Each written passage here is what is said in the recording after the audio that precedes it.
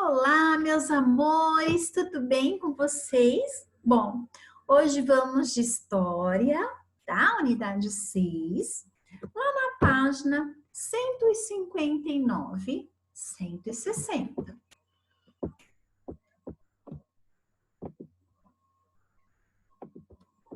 Os movimentos e as suas representações. Como você já aprendeu, os monumentos são construções que podem representar grupos sociais, personalidades históricas ou simbolizar um acontecimento local ou nacional. Exemplos de monumentos que estão presentes em várias cidades do Brasil são os que representam os tropeiros. Muitas vezes, os monumentos relacionados aos tropeiros são estátuas de homens montados em mulas ou conduzindo esses animais carregados de mercadoria. Mas, o que os tropeiros significam para a nossa história? Vamos lá! Tudo começou quando foram descobertas grandes quantidades de ouro e pedras preciosas na região do atual estado de Minas Gerais. A partir de então, diversos colonos migraram para a região e muitas vilas foram fundadas.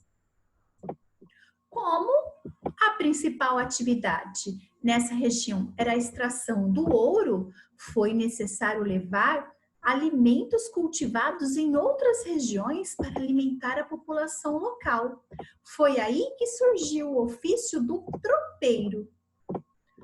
Inicialmente, os tropeiros viram no transporte de alimentos e de diferentes mercadorias para abastecer a região de Minas Gerais a possibilidade de obter algum ganho econômico. Percorriam longas distâncias durante dias, atravessavam terrenos de difícil acesso em mulas ou burros e sempre carregados de mercadorias. Muitas cidades se formaram, né, a partir das paradas que os tropeiros faziam para descansar durante a rotina. Então, galera, os tropeiros eram viajantes, vendedores ambulantes, vamos dizer assim, né? Eles viam que os mineradores precisavam se alimentar, eles então, com seus burrinhos ou as suas mulas, né, eles carregavam alimentos para essas regiões. E a partir daí, eles tinham que descansar, porque eles viajavam muitos e muitos quilômetros, né? Às vezes dias para chegar numa região. Então, eles paravam em determinados lugares para descansar. E lá eles montavam barraquinhas para descansar. E aí, a partir daí, foram se criando novas vilas, novas cidadezinhas, certo? Alguns modos de falar que os tropeiros inventaram ainda está presente no nosso cotidiano. Quem já ouviu falar picar a mula? Pessoal, às vezes fala assim, ó, pessoal, ó, vou picar a mula, vou embora, né? É um ditado popular. Ou deu com burro na água. Nossa, olha, o menino foi lá e deu com burro na água. Quer dizer, chegou lá e não tinha nada lá para ele ver, para ele fazer, né? Viagem perdida. A primeira expressão significa ir embora, ó, mais ou menos, picar a mula, vou embora. A segunda expressão, que algo não deu certo. É mais ou menos o que a professora aqui explicou. Página 161. Leia o trecho de uma notícia divulgada por um veículo de comunicação da cidade de Feira de Santana, na Bahia. Praça do Topeiro está abandonada, pedindo socorro, apelam comerciantes. Vamos ver então essa informação. Ó, tá até no iPad essa informação, né? A Praça do Topeiro, que fica em frente ao centro de abastecimento, é um local por onde passam centenas de pessoas de Feiras de Santana e outras regiões todos os dias. Comerciantes, pessoas que vêm de outras cidades para fazer suas compras no entreposto comercial e comunidades em geral. Porém, este lugar, de tamanho valor econômico e cultural para a cidade, tem sofrido bastante com o abandono e falta de atenção das autoridades. Os comerciantes relatam que a Praça do Topeiro está abandonada. Não há manutenção, não há limpeza adequada e falta segurança. As estátuas feitas de ferro estão parcialmente destruídas e os canteiros estão tomados pelo mato. As cores da ferrugem e da deterioração, nossa, foi difícil sair essa palavra, hein? Contrastam com o colorido das frutas, verduras e outros produtos que são comercializados no espaço. Então, conversar, que nós iremos conversar e você vai responder oralmente, não precisa escrever. Os moradores da Feira de Santana estão corretos em denunciar o abandono da praça? Estão corretos? Sim. Por quê, gente? Porque essa praça, ela é considerada um patrimônio cultural. Lembra que a gente falou que patrimônio você cuida, você protege? Então, precisa de proteção. Se você... Essa é uma pergunta individual, uma resposta individual. Se você fosse o governante dessa cidade, como que você resolveria o problema disso tudo que os comerciantes estão alegando? Bom, essa é uma resposta individual. Página 162. Os nomes dados às escolas podem ser uma homenagem a uma pessoa ou a um grupo social, algo muito comum tanto em escola pública quanto nas privadas. Nas privadas são as escolas particulares. O Colégio Dom Pedro II, na cidade do Rio de Janeiro, por exemplo, é um colégio público. É um dos mais antigos do Brasil. Ele foi fundado em 2 de dezembro de 1837 e o seu nome é uma homenagem ao Dom Pedro II, que na época tinha 12 anos. Além disso, a inauguração do colégio ocorreu no dia do aniversário do Dom Pedro II, 2 anos antes dele se tornar o segundo imperador do Brasil. Então, se você olhar aqui, ele é o Dom Pedro II com 12 aninhos de idade. É uma pintura que naquela época não existia máquina fotográfica.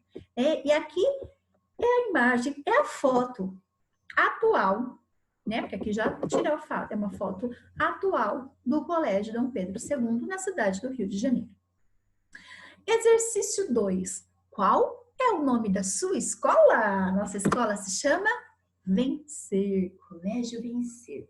Bom, 2. Qual a origem e o significado do nome dela? Pesquise e registre nos espaços abaixo. Pessoal, eu conversei com a tia Alessandra, a dona do Colégio Vencer, e perguntei para ela a origem, o significado do nome do Colégio Vencer. E ela escreveu para mim uma carta. Então, eu vou postar para vocês aqui a carta que ela escreveu. Iremos ler juntos, ok? Olha lá. Deixa eu só apagar aqui as anotações que a Pro fez.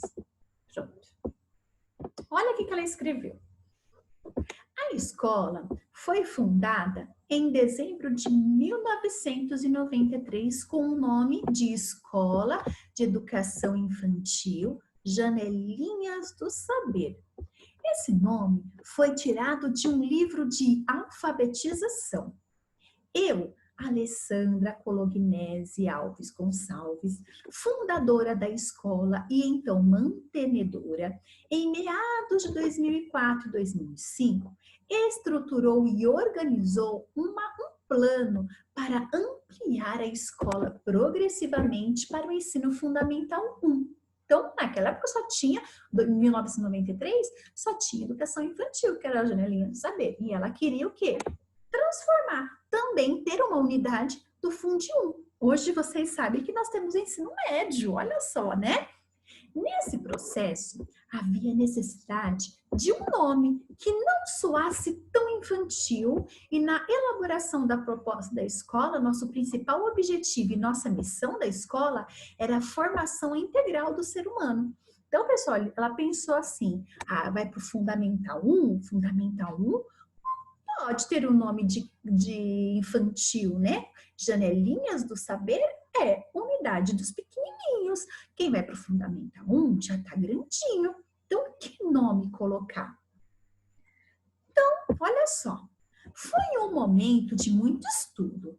Fiz vários cursos de formação e num dos panfletos desses cursos, li uma frase que me chamou muito a atenção. E a frase era essa daqui, ó. Vencer alguém que faça diferença no mundo. Aí estava o nome do colégio, Vencer. A ampliação ocorreu em 2006 e com ela o novo nome do colégio. Então, pessoal, ó, nosso colégio Vencer veio de onde? Veio de uma frase que em um dos cursos que a Alessandra fez, chamou a atenção essa informação, essa frase. E aí ela falou assim, eu quero esse nome para minha escola, vencer alguém que faça a diferença no mundo. Não é vencer de vitória, que venci. Não, é vencer. Vencer alguém importante. Vencer alguém que faça a diferença no mundo. Vencer você, uma pessoa melhor. Entendeu? Então, qual é a origem e o nome dela, da nossa escola, do nosso colégio Vencer? Né? Então, você pode apenas escrever essa frase, ó. Vencer alguém que faça a diferença no mundo. Certo? Página 163. A página 163 é uma tarefinha. As ruas onde estão localizadas sua casa e sua escola são exemplos de espaços públicos. Além de possibilitarem a circulação de pessoas, seja a pé ou em algum meio de transporte, elas também podem ser usadas como espaço para a realização de diferentes atividades. Na sua cidade, há alguma rua, algum monumento ou edifício com significado especial para os moradores? Converse com um morador antigo, né, da sua cidade e faça as seguintes perguntas. Pergunta o nome do entrevistado, desde quando ele mora no bairro, se ele conhece a história do bairro, há algum monumento ou prédio histórico no bairro onde você mora? Se sim, qual? Seu bairro é conhecido por alguma característica especial? Se sim, qual? Então, você vai perguntar, vai entrevistar alguém aí, algum vizinho, tá? Olha, dê prioridade para pessoas mais velhas, né? Porque pessoas mais velhas que teve aí uma vivência, uma experiência maior aí, que pode estar respondendo essas questões, tudo bem? Não pode ver pessoalmente? Manda uma mensagem no WhatsApp, a pessoa, né, grava um videozinho, faz chamada ao vivo e pergunta. Página 164. As ruas e as avenidas possibilitam a circulação de pessoas, mas podem ser também espaços para a vivência de diferentes situações. Por isso, elas são organizadas com regras de uso e delimitações de espaço, tanto para pedestres quanto para diferentes meios de transporte. Como exemplo, podemos citar faixas de pedestres, né? Calçadas, semáforos, limite de velocidade de vias, ciclovias, espaço em que é permitido estacionar e etc.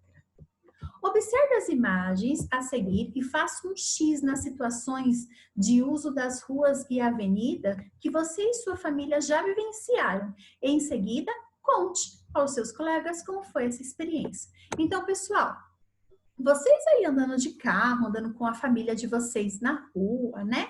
Vocês, por um acaso, já participaram, já passaram, né, por via de acesso a diferentes lugares da região? Vocês já andaram aí bastante lugares da nossa região? Se sim, você faz um xizinho aqui. Se não, não faça nada. Você já foi em espaços para realização de feiras livres? Quem aqui já foi em feiras? Né? Muitas pessoas já foram na feira aqui, tanto feira de alimentos, como algum outro tipo de feira, uma feira de artesanato, uma feira de exposições, uma feira de livros, tá? Faça um X se você é. Essa resposta é muito particular. Página 165, olha lá. Espaços de passeata e manifestações culturais. Você já foi em alguma passeata, alguma manifestação cultural? Bom, eu vou lembrar aqui. O ano passado tivemos a passeata da Escola da Inteligência. Nós fizemos uma caminhada muito gostosa, uma passeata. Quem participou, ó, já pode até assinalar aqui. Espaços para atividades físicas e lazer. Quem já foi aí andar nessas pistas de caminhada ou andar de bicicleta na pista de caminhada? Faz um xizinho aqui.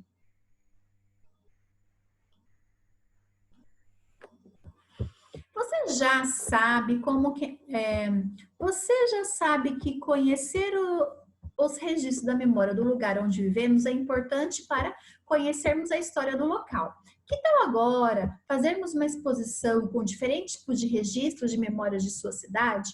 Com a orientação do professor, pesquise um grupo de informações e uma imagem de um monumento, espaço ou de uma construção que se destaque em sua cidade. Então, a professora pesquisou aqui, ó, tá? Deixa eu apagar, né, a imagem aqui para não ficar borrado. Eu pesquisei, então, esse monumento, essa estátua, tá? Nós temos essa estátua na cidade de São José do Rio Preto. Então, aqui, né, é um monumento, uma estátua. Nome do local onde está essa estátua é na Praça do Fórum, certo? História do registro da memória pesquisada, ó. É um conhecido monumento em homenagem aos combatentes da Revolução de 1932, ocorrido no estado de São Paulo, tá? Então, é uma homenagem a eles. E nós temos ele aqui na cidade de São José. Se eu não me engano, fica na Avenida como que é? Andaló, tá bom? Quiser passar por lá, verá este monumento. Vamos para a página 167, 168. 168 é a nossa última página. Vamos lá.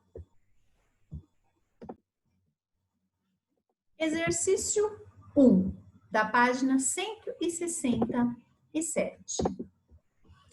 Quais são as principais diferenças das regras de convivência entre espaço público, privado e doméstico? Então, eu coloquei aqui, ó, nos espaços públicos e privados, os horários de usos e as regras de convivência devem ser respeitadas por todos que frequentam esses lugares. E no espaço doméstico, cada família decide suas próprias regras. Então, na sua casa, eu não posso ir na sua casa e decidir as regras pela sua família. Não, as regras da sua casa é dada pelos seus pais, ok? Agora, as regras dos lugares públicos e dos locais privados é dado pela prefeitura, dependendo, né? Ou então pelo estado, pelo governador, certo? Então, ligue com os traços o nome das ruas ao seu significado. Rua Girassol é o nome de uma ave, o nome de um povo indígena, o nome de uma flor, nome de um estado do Brasil, nome de um inventor brasileiro ou data em que os portugueses chegaram ao Brasil? Nome de uma flor. Avenida Santos Dumont, nome de uma árvore, nome de um povo indígena, isso aqui eu já fiz, então nem vou ler. Nome de um estado do Brasil, nome de um inventor brasileiro, data em que os portugueses chegaram ao Brasil. Nome de um inventor brasileiro. Rua, então esse aqui eu já fiz, vou riscar porque eu nem leio o que eu já fiz. Rua Gaivotas, nome de uma ave, nome de um povo indígena, nome de um estado do Brasil, data em que os portugueses chegaram ao Brasil. Nome de uma ave. Rua Tamoios, nome de povos indígenas, nome de no estado do Brasil, ou data em que os portugueses chegaram ao Brasil. Nome de um povo indígena.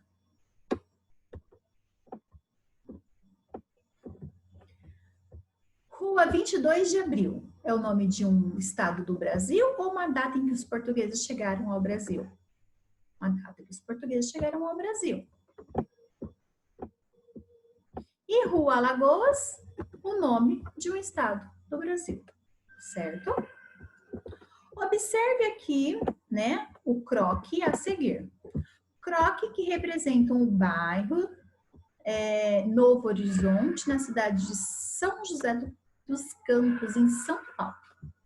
Você aprendeu que o nome das ruas podem ser registro de memória de local por meio da homenagem a pessoas ou grupos sociais importantes para uma comunidade. Lembra que nós falamos sobre isso? Então, letra A. Qual a conclusão podemos chegar com base no nome das ruas do bairro indicado aí no croque, nesse mapa? Olha lá. Se você olhar, nós temos Rua dos Alfaiates, Rua dos Topógrafos, Rua dos Farmacêuticos, Rua dos Ferreiros, Rua dos Armadores, Ruas dos Carpinteiros, Ruas dos Pedreiros, Rua dos Eletricistas, Rua dos Pintores, Rua dos Serralheiros, Rua dos Vidraceiros. Pessoal, tá fazendo uma homenagem a quem aí? Aos trabalhadores, às diferentes profissões, certo? Liste a seguir os registros que você encontrou no croque que levaram a essa conclusão. Então, as ruas são nomes de diferentes profissões, como vidraceiro, serralheiro, pintor, pedreiro e etc. E ia continuar escrevendo, certo? Pessoal, ficamos por aqui com a nossa aula de história e até a próxima aula, se Deus quiser. Um super beijo!